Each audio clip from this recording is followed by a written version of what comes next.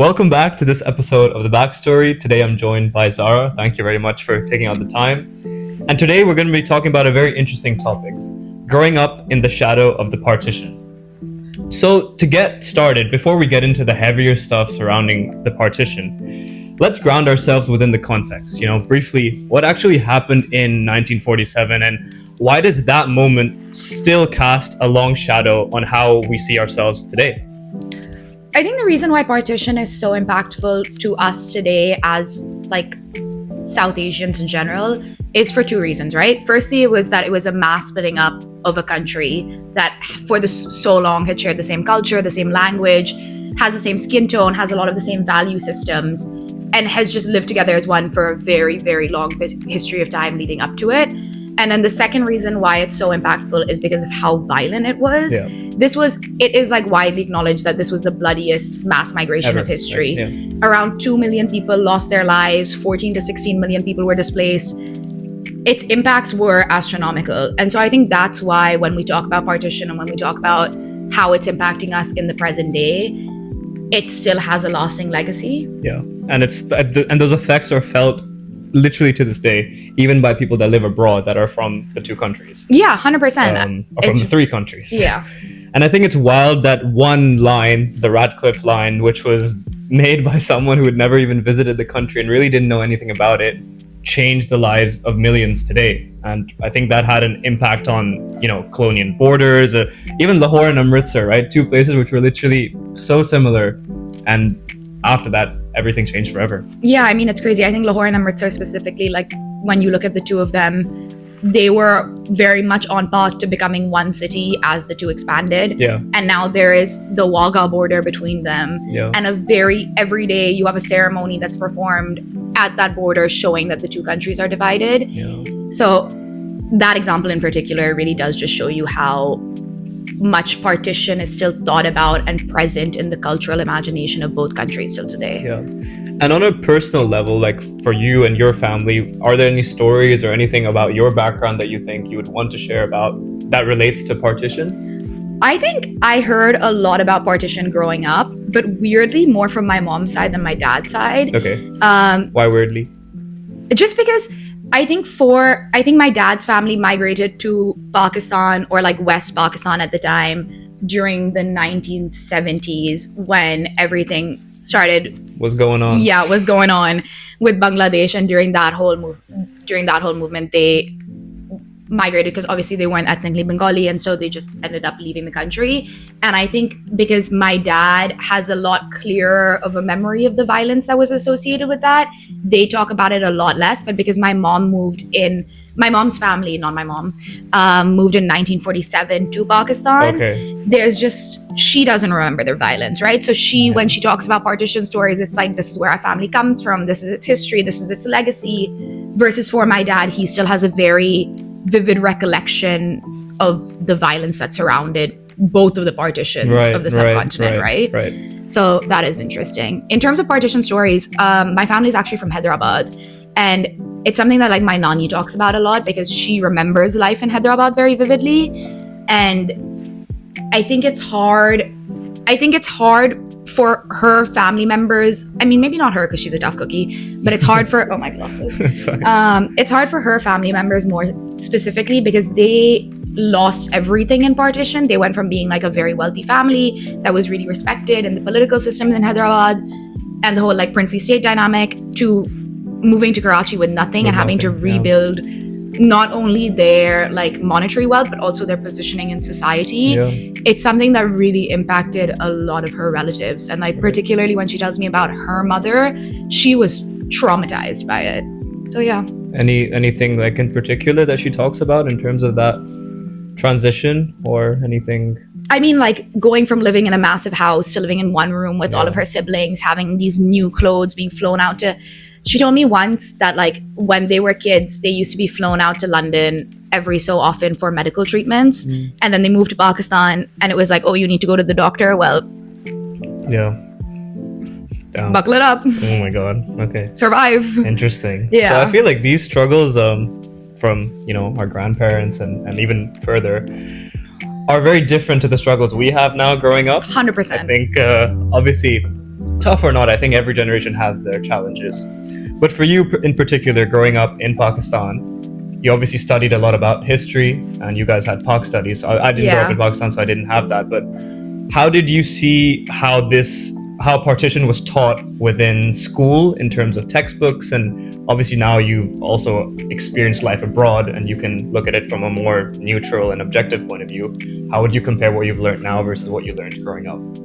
So I've actually really always been interested in partition history, right? Okay. And I've like read about it from like quite a young age. I think a lot because I would find it really interesting to talk to my grandmother about her experience with partition, and that just kind of spurred a more intellectual interest in it.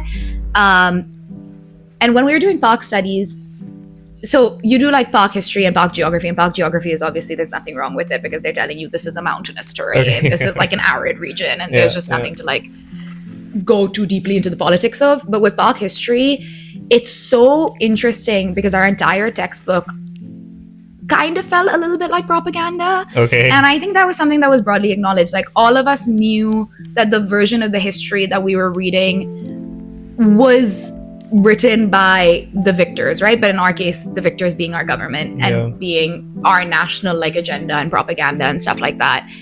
So it's just bizarre to see. And I think there's a lot of cultural apparatus in both countries that tend to push the narrative of like India-Pakistan enmity and how partition was almost necessary for the two countries, and we are just like hostile to one another and we can't coexist. Yeah. And like, for example, in India, Bollywood does a lot of that, right? There's so many movies where Pakistan is the enemy and the Seen as the bad guy. Yeah, it's seen as the bad guy. Like almost how post-Cold War Russians were the terrorists in every US film, right? Yeah. You see that a lot in Bollywood right now. So I think that's also part of that legacy. Yeah, no, that's a good point. And I think growing up, like now transitioning more to living in the UK, I think I've noticed a difference in sentiment in terms of how people view partition. You know, some people view it as it was necessary. Some people, when they think of partition, they're like, oh, it was very tragic and it was something that's really bad. So how's your experience been growing up, interacting with people that live abroad, live in the UK, live in other countries, in terms of how they think about partition? You get different things with different people, right? I think there's a lot of factors that tend to inform someone's opinion. I think how patriotic their family is, how connected they feel their religion is to their culture, how much time they've spent in South Asia. I do think that all of those things combined. Yeah. Okay. So I don't think there's like a broad thing that you could say about it.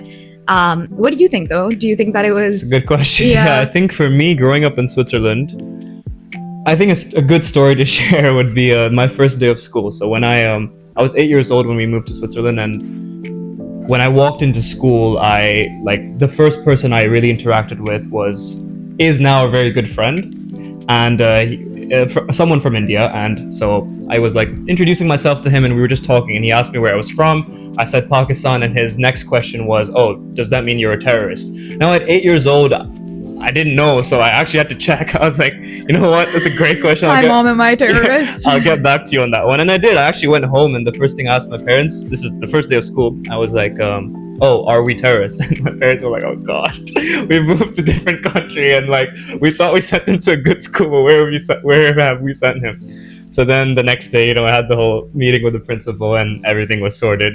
And of course, at that age, it's not the kid who is to blame. Yeah. It's what he's heard, it's what he's seen, it's what he hears around him. And I think apart from that, there's been no experience of something along those lines. But it's just interesting that is the perception that is held from the other side. And I'm sure it exists also on our side. But I think it's a funny story now, and I wanted to share that. Yeah, that is a funny story. So I want to transition to the final part of the segment. And you mentioned about a society that you had during your time at Cambridge. Yeah. And that you felt that it was and it was revived, right? Recently? Yeah, quite recently. Quite recently. So talk to me a little bit about that, what it was, and what you think it's helped to do, and why it was actually revived. Yeah. So it's actually really cool. Like, the society, I think, is one of the most meaningful things I did throughout university. It's called the Cambridge Majlis, and it's existed for a really long time. I think it started around the 1800s. I couldn't tell you the exact date. I have it somewhere, but I couldn't tell you what it is. And when it started during the British Raj, when like Indian students first started coming to Cambridge. Yeah, it started, yeah. And it was like policed by Scotland Yard during the independence movement because it was like spreading like independence rhetoric and things like that. And all of the big names that you can think of, I'm talking like Nehru, Gandhi, Jinnah, either were members of or spoke at the Majlis. So it has the big dogs, yeah, they showed up. So it has a really big legacy in terms of the independence movement and subcontinent resistance to colonialism throughout like that period of time. Anyways, like it was revived actually before I joined university, like right before COVID started, and then COVID happened and the whole revival efforts that had happened just fell to the wayside, right? Like what are you going to do? Have meetings online? It sucks. But then we started getting more into it, and I think in my second year was when it really started taking off. And we ended up having this like archival exhibition to showcase the history and the legacy of it and how important collaboration is in the subcontinent to be able to go forward at all and progress and develop and like progress further than we are right now. Yeah, living in the West, especially, right? And it just like, it felt like such a good community because I think when you move from Pakistan and you're so used to seeing people who are exactly like you and get you and like understand your context without you having to explain it, to moving to the UK where people don't really understand your context, like you look different, your language is different, the way you talk is different, everything is different. And the Majlis kind of just became a safe space for me because even though fine, like a lot of the people were from India or Bangladesh, they got me without me having to explain myself, right? And I think that's something that's so sad about Partition is that we really do understand each other. We have very similar experiences. So many, especially growing up, but there's just like these like arbitrary lines that have forced divisions between us. And I think we have such a good opportunity through societies like this to do that. It would be so easy to just do nothing and just stay in your bubble with people from your own country only and not even interact, even though we have a lot in common with South Asians in general. But yeah, I think it's really good you did that, and I think your experience is something that hopefully people can also draw inspiration from. Yeah, I mean, I think there's a lot of South Asian societies generally in universities, and I do think that's something I do think universities are a particularly good space for this sort of thing because you have everyone coming together and you're more willing to have discussions and learn at that time than you are when you're a kid.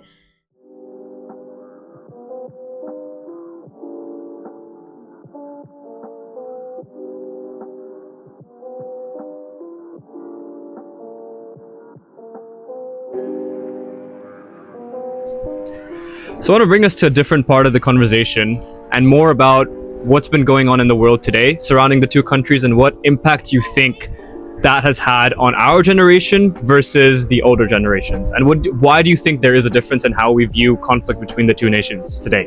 Yeah, I mean, I think there's a huge difference between lived experience and inherited memory. And I think for us, while we've obviously grown up with like generational trauma from partition and like the narratives of animosity and war between the two countries have been a big part of our lives. And we've seen like conflicts and skirmishes here and there. We've never in our generation seen all out war. So we just can't, when it comes to and every time we have been at a point where it's like, oh, maybe there could be a war because we're nuclear nations now, it's always dialed back. So that's always our assumption. Like, I feel like when this conflict was happening and I was like talking to my family about it, elder people in my family were almost more nervous because they knew what like the bad point of this actually looks like when it goes low, how low can it go, versus for us we're always like there's a natural stopping point, like yes, there will be violence and it will be bad, but because of that like nuclear deterrence, there's always a point at which it's going to end. And I don't think that older generations have that in the same way, because for them there wasn't an ending point, right? There was just the like violence and bloodshed of it all, which is why I think even the younger generation, because we knew that it probably won't get to that point, we were making memes, making jokes, and I completely agree with that disparity as well. I mean, I also think that like in Pakistan in general, like our generation does use humor as a coping mechanism, and I think that's true not only in the India-Pakistan situation, but also when we look at our own politics. Like the first thing any Pakistani does is generate a meme when something happens. We're good at that. Yeah, we're good at that. We're good at laughing at ourselves. So I want to bring the conversation to a different point, actually, about the language, Urdu. It's such a beautiful part of the culture, and also going back to pre-partition, it played such a significant role. But do you think it's become politicized? Do you think that something that has been shared across the two countries should be given more importance in terms of reuniting the two countries, or do you actually believe that it has been politicized and that we need to do a little bit more research and educate ourselves more on what role it actually did play within the country? I mean, look, I don't really know about that, and I think that there's like maybe a difference in the way that you and I, like the lens that you and I take when we're thinking about Urdu. Because for me, when you say there is similarities, obviously like Hindi and Urdu spoken are really similar, but you look at their script and they're entirely different. Like just because I can read Urdu does not at all mean that I can read Hindi. And also I think that like, while I think that there's also been some like negative ways in which Urdu has been politicized, and I think we saw that particularly in the case of like East Pakistan and West Pakistan partition, and like the lead up to that, and the way in which like the Bangla tongue was completely looked down upon and almost like pushed into a position of inferiority, and Urdu was meant to be this like unifying language, while forgetting the fact that within Pakistan there's so many different dialects, there's so many different languages, there's so many different like ethnicities and cultures that all bring their own thing to the table. So while it's important to have a language that is unifying, it's not you can't like make that language supersede everything else. Do you know what I mean? Like it's just not right for all of these other ethnicities and languages and religions and cultures that exist within the country to be like, this is the one unifying force, and anything that doesn't comply. Yeah, and I think one interesting point you touched upon right now is the inferiority or superiority complex that I think we tend to have with certain things. So that language aspect, what you mentioned, relating it to the Bangla tongue, is very interesting. And I wanted to ask you what you think about that and how we can kind of combat that, because complexes exist within both countries and all three countries here in this particular case. But why do you think that happens, and what do you think we can actually do about that? I mean, I think a lot of why it happens is like partition legacies and the whole like divide and conquer from colonial era, and how that's just like translated into how we view ourselves today. I think that like when you look at language hierarchies, even growing up in Karachi, you really see that like while Urdu is like valorized for Pakistan, being able to speak English is like a sign of like your social, like your position, like your class position or your level of education. And so even within that, like Urdu maybe for us is the top of the like South Asian hierarchy of languages or the Pakistani hierarchy of languages, but it's not actually at the top of the hierarchy because of like the colonial brainwashing almost that we've had, you know, and like the whole coloniality of knowledge and how that perpetuates. But I mean, in terms of, I think just like cross-cultural media exploration is a really cool tool for that.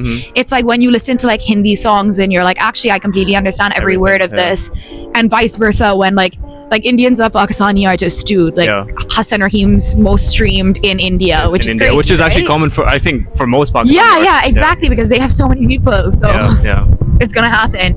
I think that could be a good way, but honestly, any solution to overcoming any of these divides is a long-term thing and has to happen from a grassroots level. It's not like you can just snap your fingers overnight and be like, oh, forget about the border. Actually, we all love each other. It just doesn't seem realistic. And I guess we also have to do a lot of unlearning of things that we've probably grown up thinking are normal and perceptions. And you're right, it takes time, but I think we are in such a privileged position as well, living, you know, away from home and also being able to visit home often, that we can see that disparity and also differentiate facts from fiction essentially, and kind of, you know, keep the parts of culture which are great, which there is so much rich history we don't even know of it, but also get rid of the parts which are, you know, also like people. Just on that, I think something that's really interesting is that like when you grow up in Pakistan, you hear a lot of stereotypes about like Indian people, and you just kind of believe that they're true, and then you come here and you realize everyone is putting that stereotype on you as well. And it's just so hard to reconcile that, because you're like, no, I'm not that. Like, how do I explain to you that I'm not that, and this stereotype doesn't apply to me, it applies to the other country, because it's just so bizarre. Like, obviously anyone who sees you, they're not going to be able to immediately tell if you're Pakistani or Indian. I mean, you less so, because you don't look much of either, but like with me, they're not going to be able to tell if I'm a Pakistani or an Indian, you know?